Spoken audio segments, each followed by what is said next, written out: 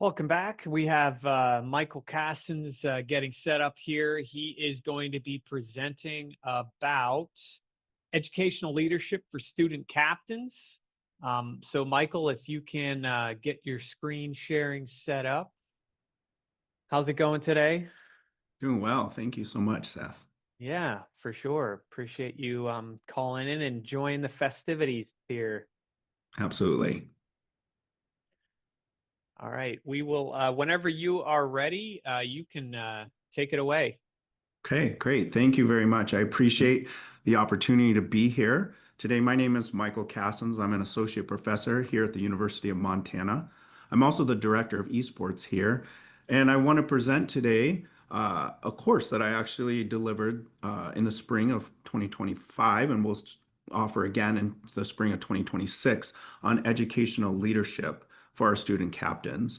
And one of the things that I want to be able to talk about is what is this? What is educational leadership? And part of the impetus is that often when we talk about esports and academics, we think a lot about the business side of things. We think a lot about how do we, make a sustainable model. And my contention is that we want to look at the players and how they may also play a role in leadership.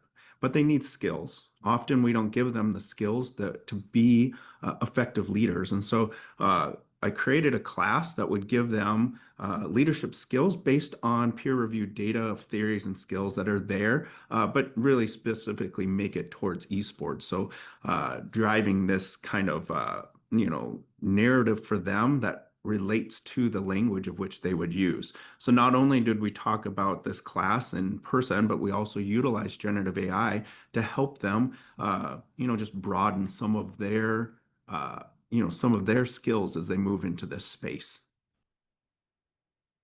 So why do we want to do it? We have the what, but we kind of really need to know why. Oftentimes, if we think about esports programs, budget is a limiting factor. And so we need more leadership. We need help because often if it's just a director or maybe a director with a couple of employees, it's just not enough. And in particular, I'll indicate why in a moment, but we just don't have the staff to be able to handle all the problems or all the things that may come up. And one of the other things that we've noticed over time is growth. And university programs in particular seem to be growing rapidly. Ours has grown over the years. Well, it started about 60 players. Now we're well over 400. Competitively, we have 100, but still, even at 100 competitive players, it's challenging when we have 3 staff that are working. And so just kind of dealing with the things that may arise on a daily basis. Every evening, we support 8 titles. It's difficult to be able to handle that. So we wanted to empower our student leaders to be able to navigate some of those challenges that they will undoubtedly see. And then, of course, the continuation of toxicity. So while in our program we emphasize a culture of respect, it doesn't mean that toxicity doesn't exist. It doesn't mean that it goes away just because it's something we embody, and it's not something that we've perfected. So we do need to think about how do we handle these types of things.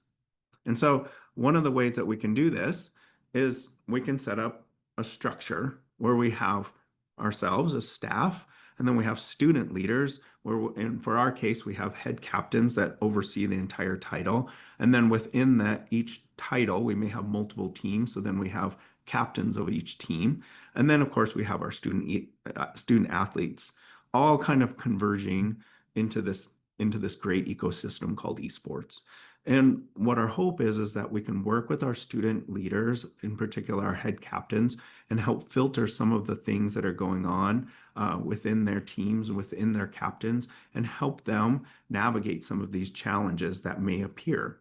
And so we're looking at this as a way to empower students as well as give them leadership skills that they can carry on into their professional lives, even if they decide they don't want to continue on with esports when they finish. But even if they do, and especially if they do, they'll have this skill set that they can draw upon. So what was the class? It was a 15-week course.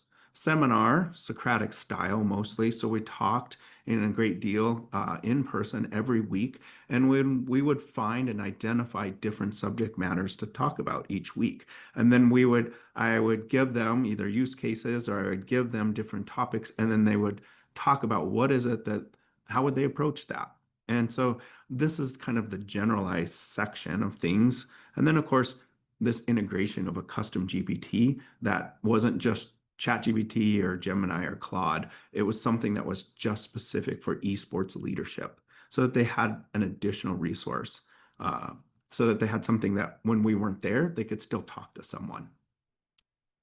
So the first thing I had them do is I wanted them to self-identify what type of leader they were. Why this is important is because depending on the type of leader they are, they can then figure out how am I going to approach situations or what is my predisposition to some sort of an approach whenever that comes to be. And it was interesting, right? As they went through these exercises to try to discern who they were, I would give them initially say like, well, if you were just to, look at these, descriptions of a democratic leader or autocratic leader or so forth, what would you identify yourself as?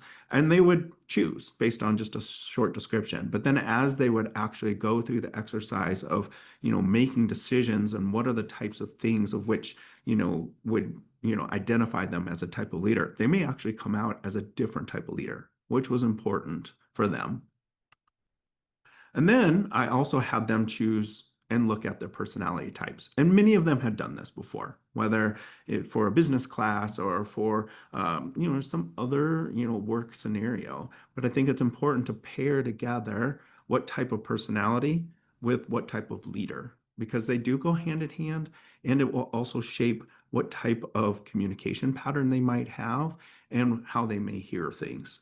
So part of this is just, again, it's more of an inward look as opposed to, well, this is how it should be, or this is how it's been done in the past. I wanted them and tried to reinforce to them, they are their own type of leader, and that's a good thing. And what are the things that might be, a strength, and what things might be a weakness or a challenge for them, and how might that look?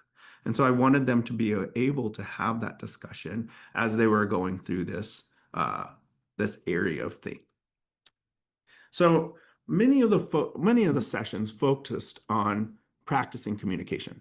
That was really the main driver of all of this. Is we would get together, they would do, a pair and share of some sort. They would get together, talk through the scenarios, and then they would report back what they found out. Why I thought this was important is I thought it was critical for them to practice, even in a somewhat controlled environment, to say, if you're presented with a scenario where you have a student athlete that is working or is acting in this manner, how would you respond?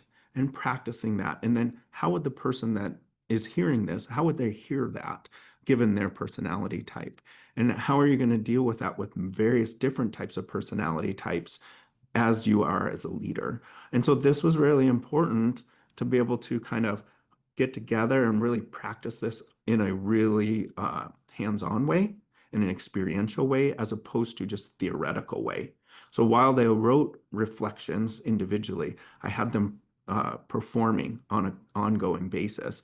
Doing role playing was very important. Choosing their specific title. Almost all titles were represented when we did this class. So it was nice to hear just some of the challenges that certain titles may have had versus other titles. Some titles really did not have as many issues, but some had a tremendous amount, right? And then talking a lot about, one of the side benefits of the class was to create a cohort of leaders that then could depend on one another. They had created a relationship with each other and then would feel comfortable being able to say, okay, I need help. Like this is happening and I don't know what to do. But now we have this connection through class that allows us to open up that conversation. Because many of these students went on to be head captains or captains of teams, and they now have a support structure, which I felt was quite critical for them to be feel supported, but also feel like they could be successful. So in addition, then of course, this generative AI tool, which many of them had really mixed reviews on whether or not they would or would not use it. And so I thought it was important to not only talk about it, but talk about its the things that it could do well and the things that it could be challenged with and why it was created. As you know, as some of you know, I'm sure, many of our students participate at nighttime, post 5 p.m. And they may sometimes go, if it's a Valorant or Overwatch, it might go for 3 hours. So it might go later into the evening, which is difficult. So as time goes on, people get tired, people start not being their best selves, things may arise. And staff leadership may not always be there, but student leadership might be. And how do they deal with that? And so by creating a tool, I wanted to talk about with them, here's another resource. It's not the end all, it's not supposed to be the silver bullet, but here's another resource that could be helpful for you as you're trying to navigate these issues. So it was important for me to let them know what generative AI is, right? Because everyone kind of utilizes this thought of like, well, I already know what AI is, but really thinking about what makes it new. It's actually generating new thoughts based on what it's been trained on. And the one that I created was very specific so that it was really utilizing only peer-reviewed data and only things that are based in, good communication, maybe not specific to esports, but really is somewhat universal. So it allowed them to know that the content of which that was being returned was something that's being generated from a training set that's actually well documented. And so hopefully giving a sense of trust. And so one of the things that I wanted to be able to show them is also like what it is, because it's also important for students to understand what generative AI is, what their responsibilities are with it, what the positives and negatives are of using it, and being responsible. So this is how it works. We have data, it gets trained, and then goes into the model to return information. Just wanted to give them a brief overview of what that looks like. So this is an image of what the conflict resolution GPT looks like. And I might be able to, at the end, depending on how much time, show you what an example, what it looks like. I would just need to stop sharing and resharing. But what this looks like is it gives you some initial prompts on how you could just get started. But the beautiful part about having any kind of GPT is that you can ask really complex and specific questions, and it can give you an answer, or at least some strategies on what to do. And that's really what we're looking for, is how do we help our students really come up with language that they may not have at their disposal? How do we give them or empower them to feel like they can be confident in the way that they can be, leaders? Because what makes it challenging, I think, is that as staff, as a director, we have an inherent hierarchy, right? Student athletes look at us as like, oh, well, you're the director, or you're a coach, or you're like, and so there's an inherent hierarchy that makes sense. But as peers, it makes it much more difficult. And so finding that language and finding that line and that balance, like, I'm a leader, but I'm also your teammate, and I'm also, someone that you can talk to generally. It's just different. So just helping them articulate in a different way can be really helpful, I think. So really, we covered a number of different things, but really talking about what do we do with people that cheat? Because that's going to happen, right? Like they're going to be doing things where they not only do they, and interestingly enough, this imagery shows somebody cheating in a relationship, but it could be cheating in the game, obviously. But honestly, it happens on teams too, where somebody feels like they've cheated on another teammate or they've done something where it doesn't feel good. How do you deal with that? How do you deal with toxicity, lack of respect, which for our captains and our leaders that identify as women, this was a big issue. This came up many times within the class, and it's something that really needs to be talked about a great deal. So coming up with those strategies, but again, comes back to the support structure. And then apathy. One of the things I've noticed as an educator over the many years that I've taught is that week 12, week 13, which is what we're in right now, apathy starts to happen, right? It's nobody's fault. It's just tiredness. And so that happens in sport too. So how do you inspire people? How do you get people to keep participating? And so those are the types of subject matters that we talked about once we set our baseline of what it might look like throughout the class. How do we get some of these language things? And then how do we look at these specific issues? So initially, I had them do some student feedback on a survey. And I had them like, well, what did you use before? They talked to friends or family, or maybe they talked to other coaches. Some even said, I read a book. And of course, a lot of people said, well, I just look it up on Google or I use ChatGPT. That's great. Most people had never taken a class before. So that was interesting to me. They had never actually had formal training in anything. And then we talked about, well, what kind of leadership style? And most of them thought they were either a coaching leadership style, where they would kind of coach people through things, democratic, where they would sort of like look for the majority. And then some even said they were more authoritative, which was really interesting, right? They, I think, might have mistaken authoritative with authoritarian, only because the way they describe themselves, they actually wanted to just tell people what to do and they should follow along. So there was that, but we did talk about that. And when we talk about personality types, there was a lot of people that really felt like they were type A, ones that were like, I'm going to go for it and I'm going to make sure I get things done and I'm going to make sure that it's, I'm really, I have all these things that need to get accomplished. And then a lot of them said they were also the C type of personality, which was much more logical driven, much more purposeful, not super up or super down, just purposeful. Not a lot of people said they were kind of laid back or laissez-faire. They were much more, you know, they were much more involved, which is not terribly surprising given that they are self-identifying as leaders as well. So that was something that I thought was fascinating. But after the class, what I found out that was very fascinating to me is that we then had those 10, we then now have 10 different head captains for our 8 titles. Some were co-captains. 40% of them now identify as female, and 60% identify as male, which is pretty good as far as leadership positions. This was not as high before. It was a little bit lower before, which is for our student athletes that identify as female. So having an increase of any sort was really positive for us. It was important because it gave our women, young women, the ability to feel like they could be leaders and effective leaders. And so I felt like that was a really positive aspect to this. Additionally, they're leading over 100 student athletes. So, of course, some of our titles have more than one team. Some only have one or two, but they're then working with their student captains, they're the captains of those teams, to make effective results. So it's a lot. There's a lot of students.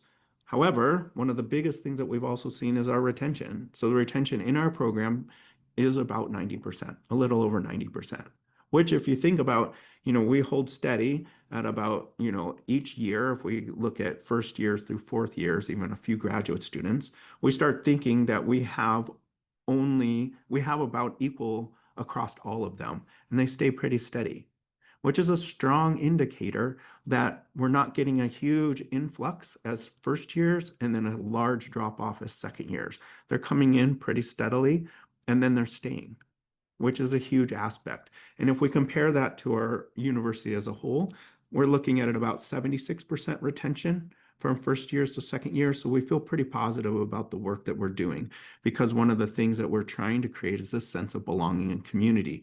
This happens because of our student athletes as captains and head captains. We believe that we're seeing this ability to belong.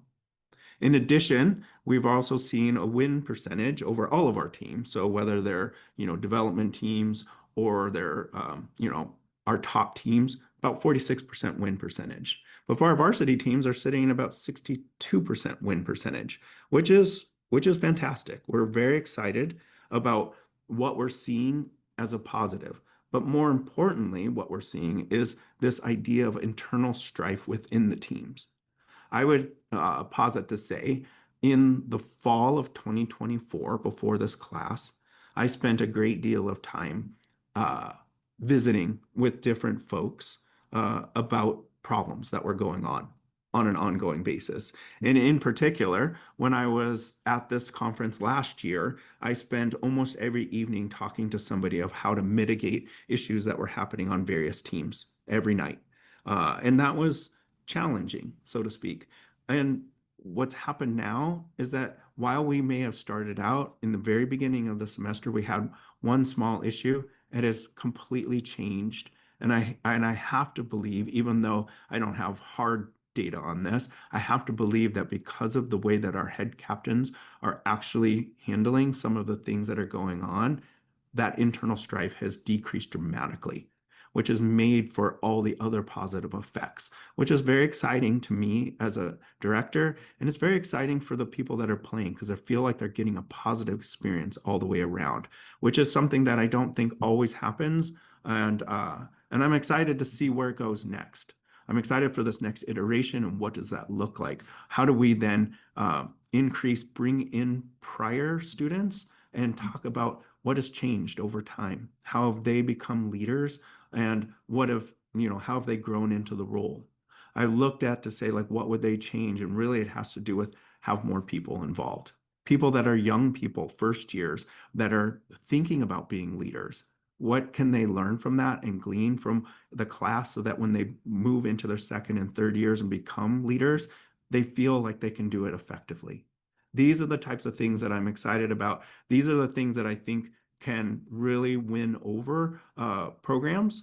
And I think for us, our long-term goal is to use a class like this, along with our broadcasting class, our community engagement class, our head captains class, to then actually create a certificate that will create something academically that can be added to all the different players that are in our program.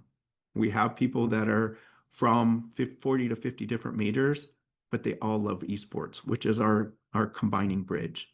So I'll leave with that, but I just want to say thank you again for the opportunity to speak with everyone today, and I'll be happy to take any questions. Michael, do you want me to post the questions into the Zoom chat, or you want me to read them to you? Either way, I have the Zoom chat open. All right. If you can just reread the question before you answer it, I'll put them in the Zoom chat. Sure, sounds great.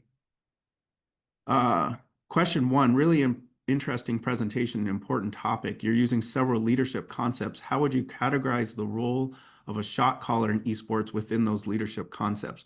That's a great question. That was something that actually came up in the class.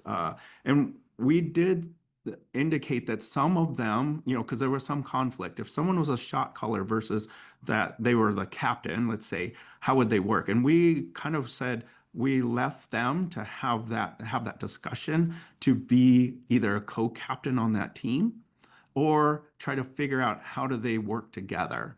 Because some of the captains, they were truly administrative, and some were more of a captain of the actual gameplay. And so we really tried to let them and decipher that out for themselves. So that's a great question. Thank you. Second question, what learnings from your research would you implement into coaching education curriculum or training new esports players coming into your program? This is another great question. I really have to say that it really comes back to communication. One of the things that I learned a lot about is some of our newer players that came in, they've never been in a formalized esports program. So it's challenging, right? They've been often able to just speak freely over comms, and they're not really thinking about what they're saying. So I think that one of these kind of things, one of these educational series is important to learn about the power of words and the power of what can and cannot be said and how people take it and how they listen to it. Because learning about not just only your own personality, but the personalities of the teams that are the players that you're playing with and even the other teams is really important to be effective and to actually have a strong team. Question three, are there learnings from this research that should be implemented into teams' codes of conduct? Honestly, I think so. I mean, we have some aspects in there. It was generated from our legal team here at our university, but it's somewhat general. I mean, beyond like, You can't say, we do have specific about abusive words, racist, homophobic, xenophobic, things like that, very specifically. But honestly, you could have guidelines in there that also say we expect that you're going to, of course, we say we expect you to treat others with respect, but we could be even more specific. So I think that this, we could glean different language to enhance ours, which is a great idea, given that, we should take a look at our student code of conduct and probably do a refresh. So thank you for that question. You're welcome. That was my question. That's a great one. I do not see any other questions in the oh, wait, here we go. New one coming in. Give me a second. Okay. Academies Esports Canada has a question. I'm gonna throw it in the Zoom chat here, and you can read it and answer it. Okay. Question 4. Did you experience captains quitting the teams? If yes, how did you deal with replacing them? If no, what do you think were the biggest motivators to keep them in the program? Oh gosh. We have had captains quit teams for sure. And what we did is we have a process in which we either have people nominate or self-nominate themselves, and then we put them through an interview process to talk through and ask them various questions about leadership. Uh, and now in particular, we ask them whether or not they've taken this class. And then that's how we typically go about getting them, getting them replaced as a head captain, that is. Our captains, we actually have them choose amongst their peers. So we say on the teams themselves, we say if there's somebody you want that you believe is the person to lead your team, then we allow for that. And then the head captains will also play a role in helping select. So there's a little bit of consensus that goes there. But I would say, as far as the ones that have stayed, the biggest motivators have to do with feeling like they have a voice. They feel like they have something that they can offer that staff listen to. That's actually a big one. They feel like when they say something, staff respond and say like, okay, that's a good idea. I think we should do that. And so we've found that that's actually more so than anything is just listening and being willing to listen. So I have like 7 different screens up, so forgive me if you've answered this. No. So for this class, is this are the students earning college credit for it, or is this a on the side curriculum thing? No, they're earning college credit for this class. Okay, and where does it fall within the curriculum? So I right mean, now it falls in the School of Visual and Media Arts, just because I can raise up classes there within my game design program, and then we'll submit a request for proposal for an esports certificate probably coming up this next spring, so including 4 classes are those students then taking it as a liberal studies class, or just as an elective, or as an elective. as an elective? Mhm. Okay, and how Yeah. many credits was it? It was 1 credit this semester, but I'll change it most likely to 3 so that we can fulfill a certificate. And what are the contact hours per week? It's an hour per credit. One. Okay, so it's 1 hour a week. Nice. Yeah. All right. Academies Esports Canada, thanks you very much for your answer. Yes. And if you have about 30 seconds, any final comments before we let you go? Well, I don't think so, except for I think that if anybody wants to, implement a program like this or wants to talk further, please feel free to reach out to me at any time.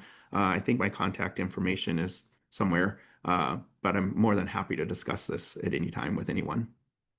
Awesome. Well, thanks so much, Michael. We appreciate you taking your time and sharing your knowledge, and we hope that your certificate program that you're going to propose goes through.